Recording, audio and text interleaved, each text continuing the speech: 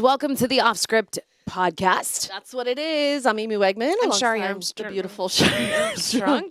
I just wanted to introduce you because Thank you're you so so beautiful. much. I just jumped the gun there. I should slow down. No, you shouldn't. I should not steamroll you when you're trying to say your own name. But I just wanted to say hello because we're here for Off Script. It's our video podcast Tuesdays, Wednesdays, and Thursdays where we basically go neighborhood by neighborhood here in Southwest Florida and look at the stories that are important to you. We literally go off script. We just hang out, chit chat about news of the day. Yeah. Talk about life a little bit. Yep. The meaning of life. And we bring in guests, which is my new favorite part of this. We do. We have a special guest coming in just a hot minute here.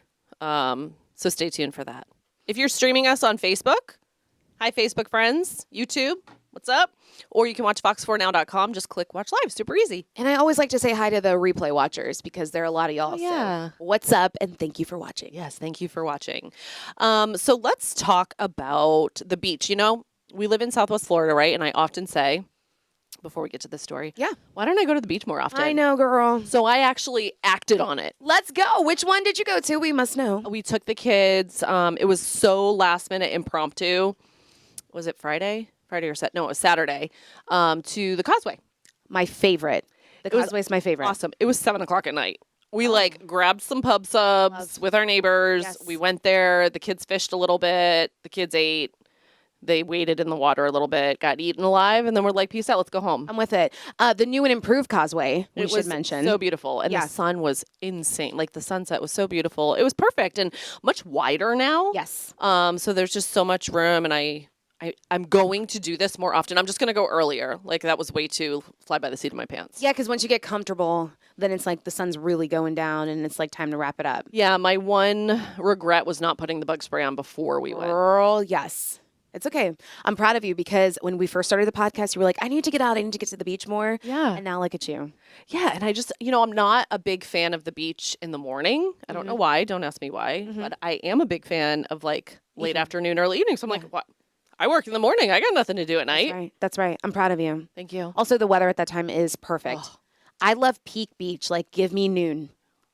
Like Really? give me the absolute heat, a pub sub under my umbrella. Yeah, I love that. A lot of people don't though.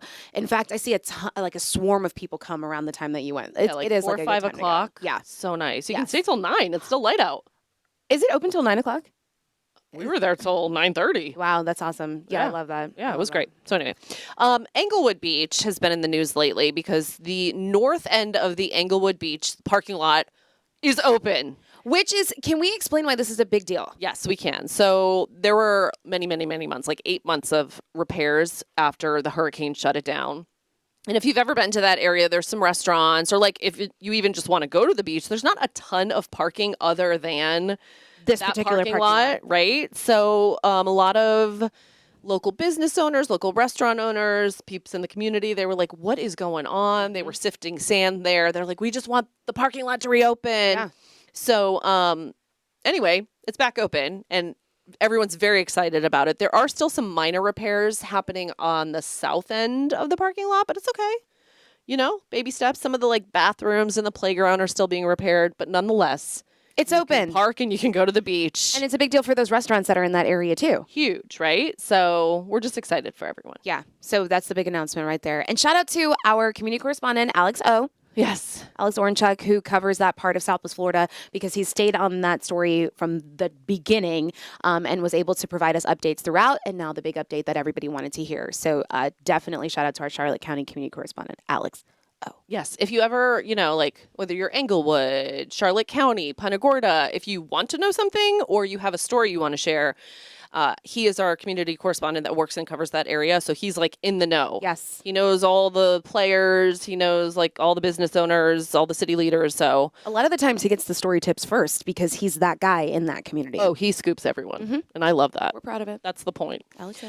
How about Lehigh Acres? Shout out to my hometown, Lehigh Acres. So if you've ever driven there, which, we all have. Yep. In a word or two, how would you describe the traffic? In the morning and the evening, even like around like 3 o'clock on, is stress. Stress, yeah. It's busy. It shouldn't be like that, but it is. So when you think of a major road expansion, you would probably think, oh, yeah, that's definitely going to get the green light. Yes. not the case. That's right. So we're talking about a potential extension from State Road 82 to Sunshine Boulevard, and State Road 80 to Sunshine Boulevard. Sorry. And a lot of people, when they heard this, they're like, "Oh yeah," because if you know these areas, you end up on a lot of these back roads just to get from one to the other, right? Especially in the morning or in the evening. Well, a lot of people were excited about the fact that there could be this 4-lane expansion, Amy, from Sunshine to State Road 80. big. That's big. That's a big deal.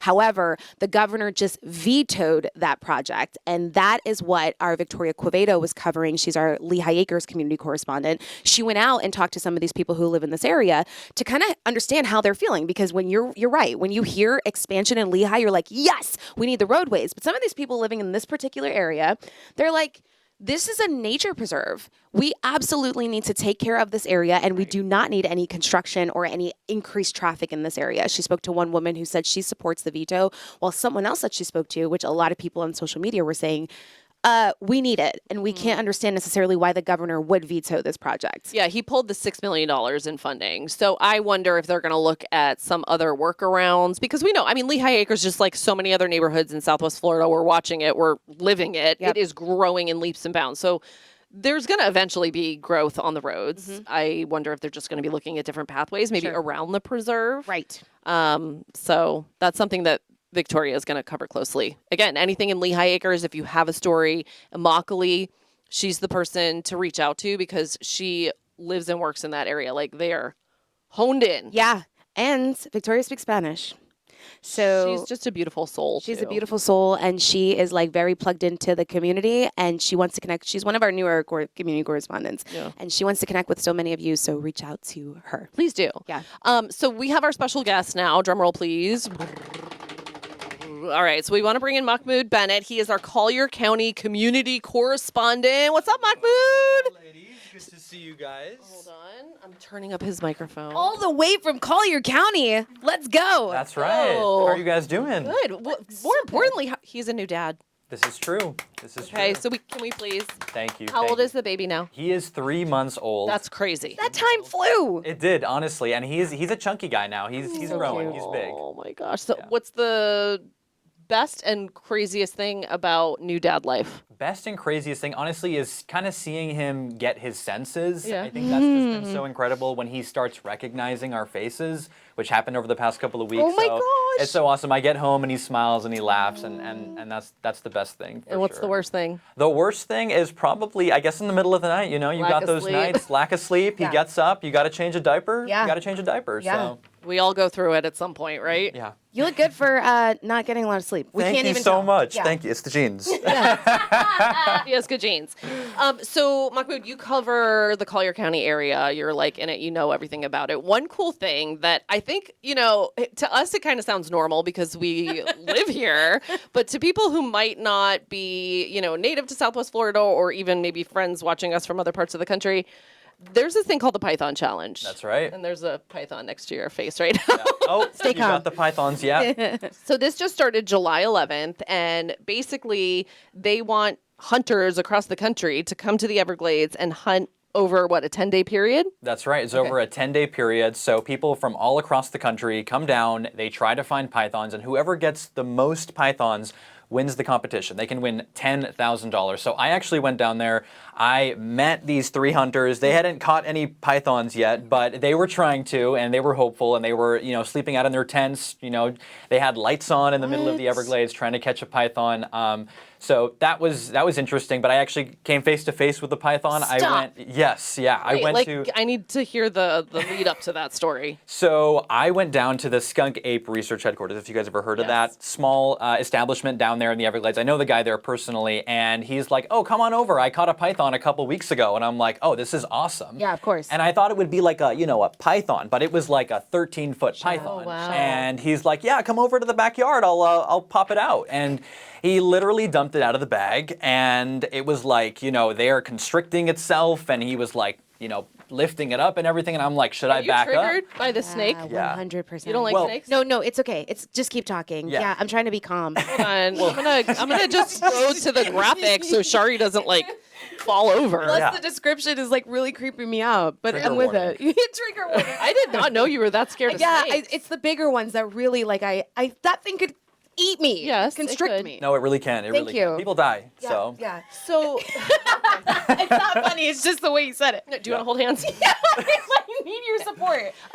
The thing about the pythons is that I don't think a lot of people realize like just how big of a problem this is. So last year's Python Challenge, they collected just under 200, but there are thousands and thousands and thousands and thousands of these things out there, and they kill all of our native, like the bunnies, the deer, like you name it. Yeah, so this is not just like a Florida man thing. It is for a reason. Can you talk about why that is so important to our environment? yeah, absolutely. I mean, Burmese pythons, I mean, it's in the name. They're from Burma. They're actually invasive to this part of Florida, so they're not naturally in this environment. So that means when they're, and this is what FWC has explained to me, when they clash with the native population, it doesn't go well. A lot of these native wildlife, they die, and then those populations go down, and it has broader effects on the ecosystem. So that's why FWC really props up this type of competition, because it helps the environment. It gets rid of these invasive creatures. So every single year it goes down by a little bit, but obviously they repopulate and they come back. So that's why it's a yearly competition. Yeah, we were just airing a story the other day, and I'm trying to think of the number the lady said. She was talking about the eggs, and it was like, oh, in 1 year, a python lays like, it was some crazy Sounded like it was thousands like and thousands and thousands. of One eggs. after the other. Yeah. I know. So just want to say hi real quick to Cocorisa. Coco Risa Moses. Moses. Thank you for watching on Facebook. We appreciate you. Say hi, Mahmoud. Hello, Cocorisa. What if you are not like, if you're like Shari and you're going to faint if you have to go do a python hunt? Are there other ways you can help out? Well, I like snakes, so I enjoyed it. But if you're not a fan of snakes, you can watch Fox 4. You can see, learn more about the snakes and Yeah. how they're impacting our environment, and support the work of FWC and these people who are getting these snakes out of the environment. So if you see one, what do? You can report it, right? You can report it. There is a website, I'veGotOne.org. You can report it, and you can report it to FWC as well. If you spot a snake, and chances are, if you're out there, you will. There's so many of them at this time of year. They're Yeah. breeding. So, you can report it to local wildlife officials. All right. So we're going to go from pythons to something that triggers me, which is mosquitoes. Oh, yeah. Yeah. Poor Mahmoud. He's got all the wildlife down there in Collier all of County. it. But the crazy thing about this particular story that you covered is like there's a controversy when it comes to mosquitoes in Collier County. That's right. Yeah, so we have the Collier Mosquito Control District, which provides mosquito control for our entire area. They have boundaries that goes all the way just to the bottom of Everglades City. They don't go over the national forest areas. So a group of people, they got together, they messaged me and said, hey, we're going to go to the Mosquito Control District and we're going to tell them we don't want spraying over our properties anymore. okay. So they had some issues with some of the substances that are in these sprays that come, from these planes in the sky, and they essentially wanted to go there with the data that they had, telling these Mosquito Control District commissioners, we don't want this anymore. We don't know how it's impacting us. Now, I spoke to the people at Mosquito Control District, and they said that the substance, I'm blanking on the name right NALED. now. NALED. They said it's so small that it doesn't have an impact on, it's not known to have an impact on human beings long term, but it is still being studied, and that is according to the federal government. So we know that there are just, I guess, a little bit more information that these people want, and they want to be able to have that out in the open before more spraying happens.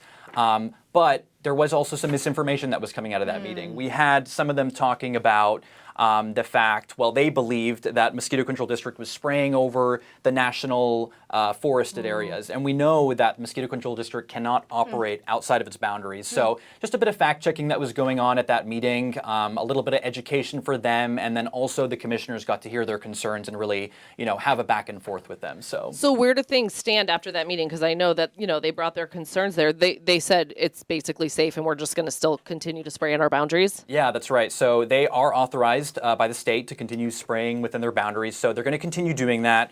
And essentially this group said, all right, we didn't get anything out of this meeting. No vote happened. So they're trying to take it to another meeting and the commissioners meeting. So in fact, just this morning, I was getting a message from the organizer of that group, and he was saying, we're not done. We're going to go back to the commissioners meeting. We're going to try to make it an issue at the commissioners meeting. Now, what I'm diving into for my next story when I do that is, do the commissioners have any authority in this? Because we know that the Mosquito Control District is an independent body. Right. So and that's an elected position, isn't it? it yeah. is. Yeah. So that's going to be interesting to kind of see what the commissioners say about that, whether they have any authority. And I'm going to be diving into more of that for our viewers, hopefully next week. Mahmoud, I know that the group that actually is bringing their concerns to mosquito control, they're pushing for like more natural treatments. Did they expand upon like what it is that they want to see, or are they just saying like, They did. I remember his story. yeah, can you talk a little bit about what that means for them, or what, obviously mosquitoes are an issue. So what is their solution or their proposed solution? So some of the people in this group, they're not opposed to on-the-ground treatment. They don't just want mosquito control to go away. They say there can be targeted treatments, in the bushes, in certain areas that are concentrated with mosquitoes on the ground. They just don't want the broad mosquitoes from the sky, mosquito spraying from the sky. And they say, hey, we can, revive the bat population, have the bats target these mosquitoes, have other animals, fish, make those more prominent so that those can naturally take out the mosquitoes. But one thing to note is that the Mosquito Control District, they do employ a couple of natural methods. They do have these fish that they pass out, and you can go there and get these fish for free. No way. Yes, yes. In fact, when I was there were people there picking up like their fish, and they were You can put them in the little ponds That's on your right. property, and they eat the larva, yeah. right? It's kind of crazy. Fascinating. I did not know that. Yeah, so kind of cool. If you want to get fish, you can head to the Collier Mosquito Control District. That's why they say it's so important, like, for all of us, because, back in the day, we didn't spray as much, right, for mosquitoes. So bats are key, which we still have. The fish are key, we still have. But then if you see standing water, even if it's just like a little Yes. planter or something, you got to dump it out, because that's where mosquitoes breed, in standing water. And we all have it after the summer rain. Exactly. So. And they eat me alive. Let me tell you, my gosh. blood is sweet. Say what? Same, dude. Same. Yeah. Same. 100%. I think I'm O negative. I don't know what it is. I get eaten alive. So do my kids. Yeah. Do you get eaten Yeah. alive? You do. Yeah. But you know what I found on TikTok? Peppermint oil. Have you heard of that? Oh. Yes. Yeah. Peppermint oil, yeah, and just like applying like some to like here, like where you would put perfume. Yeah. I noticed that actually really made a difference. Really? I use don't that. endorse this, but I have a cousin who he puts like petroleum, like gasoline, and he's like just the slight scent of it. It like deters the mosquitoes. Like not petroleum jelly, like Vaseline, like gasoline. Like gasoline. Yeah. I do not endorse No, that. I do not endorse that either. I just but, spit everywhere. You know. It's okay. It was the shock of you telling us to put petroleum. Yeah, I don't know why I thought of that randomly because when mosquitoes get bad, they get bad. Yeah, And it you keeps get me- desperate. Yeah. Yeah. I have tried like the all natural one for my kids. It's like citronella and whatever, lemongrass and Yeah. whatever. Yeah. It kind of works, but not really. Not 100%. If you go to the Everglades, you need that. You do. Okay, so let's talk about what went down on Marco Island, Y'all because got some drama in Marco Island. Let me drama. tell you, a lot of drama. Yeah. That's- So take us from the beginning, because if you don't live on Marco Island or in Collier County, you might be like, what are you talking about? Right. For our peeps on Facebook or YouTube. So essentially, the Marco Island city manager has been at the center of this controversy. Marco Island, they got this new financial audit. There are some issues with how the city reported its money. So the chairman of the Marco Island City Council said, hey, I'm looking at the city manager. He's behind these issues. He didn't share this information when we needed it. So he brought forward a vote in a meeting, sort of abruptly. Nobody knew it was coming. It wasn't on the agenda. And he said, let's terminate his contract. So that kind of spiraled into this thing where the other council members were like, wait a second, let's talk about this at a future meeting. Let's sit down and talk about it. And then that's what all culminated last Monday when I went there. So they discussed the financial report, and there were serious issues with how the city reported some of its federal and state grant money. But there is, I guess, not everyone's on the same page as to who's to blame. Is there one person to blame? Is it kind of a citywide error? Are there a couple of people who are involved? So all in all, what happened is they were supposed to vote on whether to terminate his contract. The chairman, outside of the meeting, behind closed doors, he handed the city manager a resignation letter and said, hey, how about if you want to resign, you can resign. And this was not in front of the council. This was just out of his own will. And the city manager took that and he said, okay, I'll sign it. And he signed it. So it just turned. The story kept turning. And then it came back to the council meeting after recess. And then the chairman said, all right, now we're going to vote on whether to accept his resignation because he just to agreed to resign, resign. right? Yeah. So the other council members, there was a huge back and forth. They were like, this is coercion. You know, you shouldn't be doing something like this. Some of the residents over there said, we do want to see the city manager go. Others say, no, this is not warranted. This is not the way to do it. So what happened at the end? Council ultimately voted to reject that resignation letter, and he ended up not going. So, Wow. yeah. So correct me if I'm wrong, but some of the council members who were like, no, we don't want you to resign. Let's pump the brakes for a second. While the money, the grant money, for example, was reported wrong on paper or how it was reported, as far as like the money, nothing's missing. It's all there. It's just how it was documented, correct? That's absolutely correct. Okay, so they were like, well, there's not any like fraud or mismanagement of actual funds. It was really just how it was reported. It's how it's reported definitionally, and not with the actual amount of money where that was going. Got it. Okay. So it's not quite over yet, though, right? Because gonna we say- have to see what happens in the next couple months. What's next? Because so essentially that part's over, but then there's still more to the story. What happens after that? Well, basically, I mean, council is somewhat divided over this, and I did a story on this yesterday. People are like, that was just crazy how that council meeting went down. There were some accusations being thrown around, you know, some claims, some past situations being brought up, and essentially the city manager said, all right, I'm working today, but if we can't work together as a team within 30 days, I'm out. I'm not going to continue doing this. So we're going to see what happens in 30 days. He's hopeful. He said it is his, you know, he's a professional. He wants to continue working with the city, and he's going to do all that he can to, you know, learn from some of the mistakes that the city has made, and then to try to rectify them, and then just kind of see where things go from here. So. He's got that on his calendar for sure. I can promise you that. Mahmoud's right. going to be looking into that in the next, 3 to 4 weeks and just see where things play out from there. It's kind of crazy. I don't care what city you're in, what neighborhood you're in, even what state you're in. Local city council, there's always some kind of like tea. Exactly. Always tea. In fact, you know, they always say like, you know, for reporters, like, you know, they're like, oh, that sounds so boring. But the thing about it is when you're actually sitting in a city council meeting, that thing can be so fascinating. Yeah. Very entertaining. Very Yeah. heated sometimes. Like it just depends on the topic. So, I'm so glad you were able to join us today. This was so fun. This was great, you guys. Thank you. I got to come back. So not only do you work in Collier though, you live there too. I do. What I don't know. Do you have like a favorite thing to do when you're not community correspondenting? Well, actually, I live right just outside of Collier. I'm about a minute drive into Collier, so full Okay. disclosure. But I'm there every single day, of Yeah. course. And yeah, favorite thing to do. I mean, honestly, Fifth Avenue. You can't get enough of that. Man, I follow you on the socials, and I feel like you and your wife and now your baby, you guys live your best life on Fifth Avenue. Like you're Yes. just kind of out and about. You're always like posting pictures, and you have me like wanting to discover more of Naples and Fifth Avenue because you guys are always there discovering something else. That's right. Yeah, I mean, you should come join us. We're like Fifth Avenue is our spot. We have our croissant Saturday. So Yes. we Croissant. Wait, where do you get the croissants from? so there's this great place. Okay. Can I say it? Yes. Oh my God, there's this great place downtown. It's called Bonta Bakery. Okay. Amazing croissants. All They right. have pistachio croissants. I'm not going to get too far into it because I can get deep. Our other But- community correspondent from Naples, she's our producer, Neha. She's endorsing that. She knows all the you got hot. a She's like double. an influencer. She knows all the hot spots in Naples. You are. I You're just, see this. You're just not known yet, but she Yeah. is. No, so it's great, and my wife's always wants to go back, even on the weekdays. But I'm like, all right, we'll try to go some weekdays, but Saturday is definitely our day, and we Love that. kind of build our day around our croissants. I love that. Yeah.